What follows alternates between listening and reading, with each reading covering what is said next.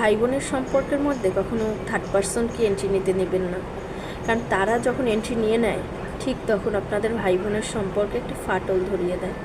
হতে পারে সেটা কথা কাটাকাটি, হতে পারে সম্পর্কের দূরত্ব, হতে পারে কমিউনিকেশন গ্যাপ, যে কোনো ধরনের সমস্যা ক্রিয়েট করবেই। তাই সব সময় মনে রাখবেন যে কখনো ভাই বোনের সম্পর্কের মধ্যে থার্ড পার্সনকে এন্ট্রি নিতে দিবেন না। আর পারলে ভাই বোনের সম্পর্কটা মা বাবার মৃত্যুর পরেও বজায় রাখার চেষ্টা করুন, কারণ এতে করে আপনার এবং আপনার ভাই বোনের মধ্যে বন্ডিংটা আরও বেড়ে যাবে। কারণ দেখা যায় প্রায় সময় বেশিরভাগ ফ্যামিলিতেই মা বাবা মারা যাওয়ার পরে ভাই বোনের সম্পর্কটা অনেক বেশি কমে আসে, অনেক দূরত্ব তৈরি হয়, কমিউনিকেশন গ্যাপ তৈরি হয়। এগুলো যতটা সম্ভব রিডিউস করা যায় ততটাই ভালো। কিন্তু আপনি যখন দেখবেন একটা সময় সমাজ ব্যবস্থা এমন একটা পর্যায়ে এসে দাঁড়ায় যখন এই সম্পর্কগুলো মেনটেন করা যায় না, কিন্তু যারা এটা মেনটেন করতে পারে তারাই উইনার।